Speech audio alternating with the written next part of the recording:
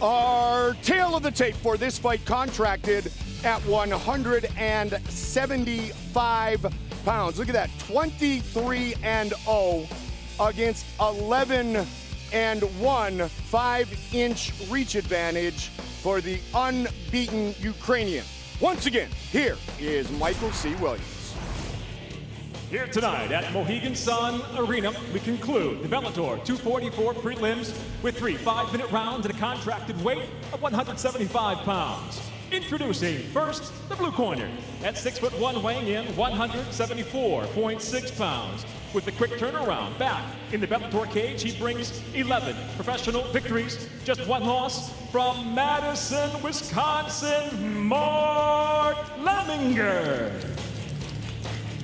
And across the cage, his adversary, fighting out of the red corner, at 5'11", weighing in 174.4 pounds, the undefeated professional enters tonight with an outstanding record of 23-0 from Irpin, Ukraine, presenting Yaroslav Amosov.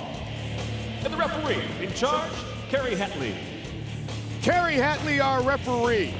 Mark Lemminger, a combined 16-1, including his 5-0 amateur record against 23-0 Yaroslav Amosov.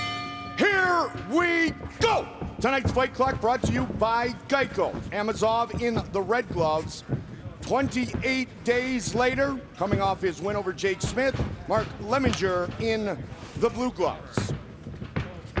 He said, and I quote, "I proved not only to everybody else, but to himself that he can perform on the big stage," because Josh, Mark Lemminger got stunned in the first round in that fight against Jake Smith.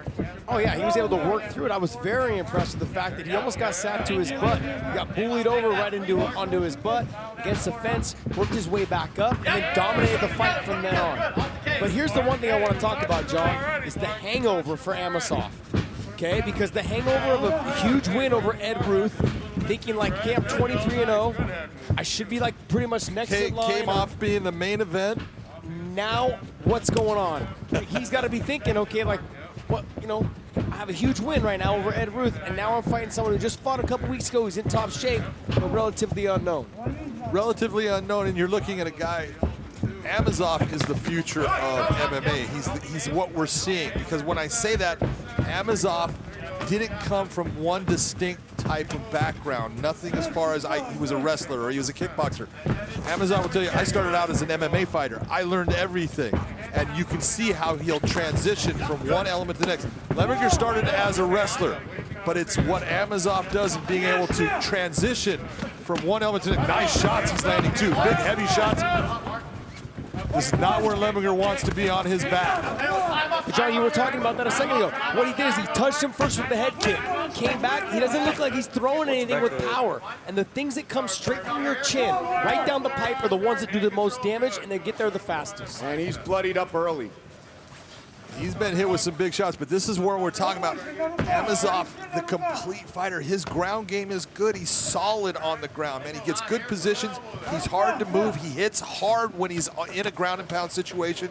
His stand-up is outstanding. His wrestling is unbelievable as far as his takedowns to put people on the ground. He took down Ed Ruth multiple times. Ed Ruth being a 3-time NC2A champion.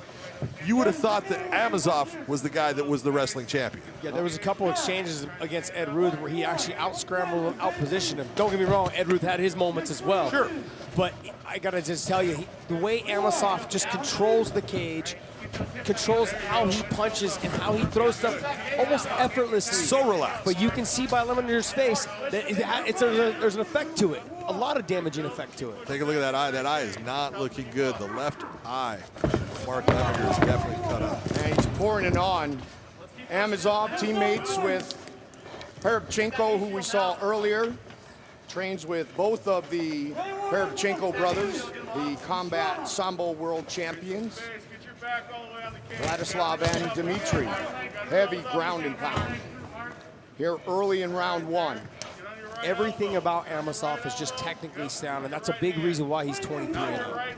No doubt about it. You take a look at Lemminger, a guy who's 11-0, and he's good. We saw that he was good because he did He got hit by a big shot by Jason, worked his way through it, and then just dominated the fight. He's a good fighter, and this is the problem. He took this fight because they couldn't find anybody else to come in here and fight Amosov. No one wants to step in and fight this guy right now.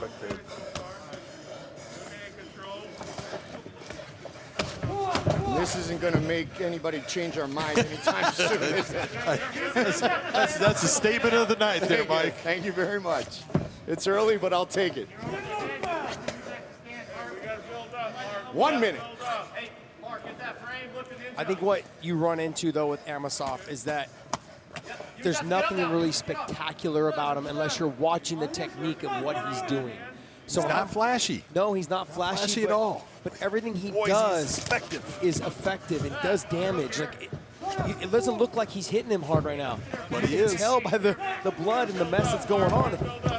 They're accurate. They're on point. They're right where they need to be to open you up and do damage. And Lemminger's a good wrestler. He knows how to get up. There's just a pressure there that is telling him, I can't. Ed Ruth was a good wrestler, by the way. Yeah, he was. Not bad. A little legendary in Happy Valley. Big round one for 23-0 Yaroslav Amosov. And it's not over yet. John, how do you look at this round? 10-8? You could definitely look at this round 10-8. Did you have domination of position, domination of the action? Yes. And did you have damage? Absolutely. There was a point where Lemminger was really hurt. Not just the cut. He was hurt by the shots. So this is definitely a 10-8 round, in my opinion, for Amosov. Nasty cut under the Over the left right eyebrow. Left eyebrow, yeah. Yeah. John, talk to us about the cuts.